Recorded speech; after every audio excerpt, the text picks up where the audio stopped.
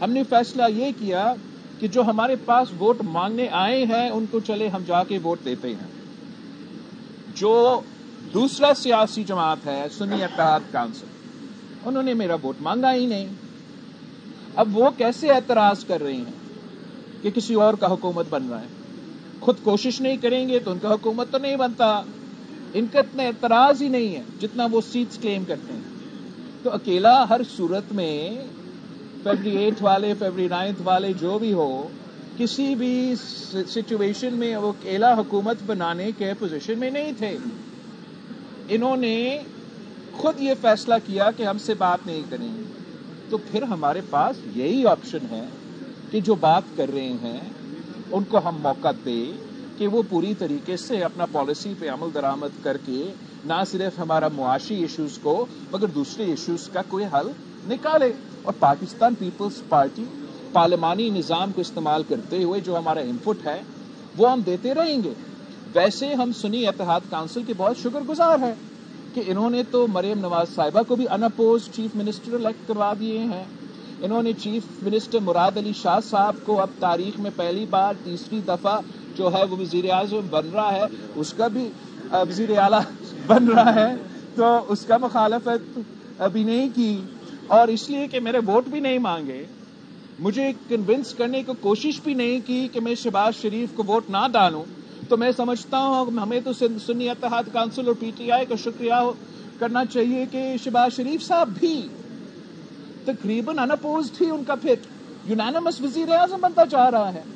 اس صورتحال میں تو آپ بھی خوش ہو جائے, میں بھی خوش ہو جائے, میں اور کیا کہوں.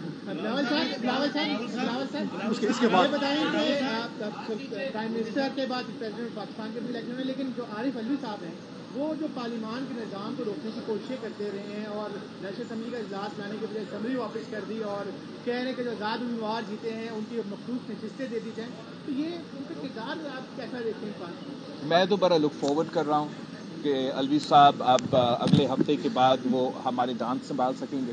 جو پریزیڈنسی ہے اس کی بس کی بات نہیں. ویسے آپ کو معلوم ہے کہ صدر پاکستان کا امیونٹی ہوتا ہے. کافی ایسے کچھ کیسز ہے میرے خیال میں جو اب لیگل مسائل بنیں گے. الوی صاحب شروع تو وہاں سے ہوں گے جہاں اس رات الوی صاحب نے آئین توڑا اور ہمارا عدم اعتماد کے باوجود اسمبلی کو ڈیزالو کیا. اور اب جبکہ کانسٹیٹیوشن میں کلیئرلی لکھا ہوا ہے کہ ہر حال میں آپ نے یہ 29 فروری تک اسمبلی کو سمن کرنا ہے, اور عارف علوی صاحب آئین کو توڑتے ہوئے یہ اپنا فرض نہیں نبھا رہا ہے, تو امکان یہ ہے کہ نہ صرف وہ عدم اعتماد کے وقت آئین توڑنے والا مقدمہ ہوگا مگر ساتھ ساتھ یہ اسمبلی آئینی جو اس کا فرض ہے وہ نہ اس پہ نہ عمل کرتے ہوئے اسمبلی کو نہیں بلایا تو وہ بھی ایک اور مقدمہ ہوگا. فرق تو اس سے حکومت سازی کے عمل پہ میرے خیال میں نہیں ہوگا,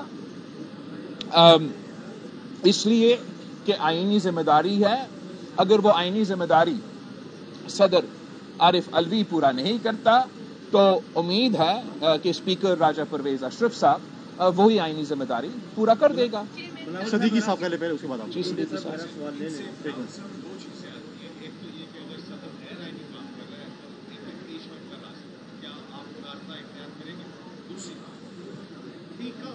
جس طرح سے میڈیا کو ایڈ کرنے کے لیے استعمال ہوتا ہے as a peoples party parliament کے اندر, آپ اس قانون کی تبدیلی کے حوالے سے کیا سجیشنز کرتے ہیں؟ جہاں تک امپیچمنٹ کی سوال ہے آپ کا, میرے خیال میں وہ ضروری نہیں ہوگا.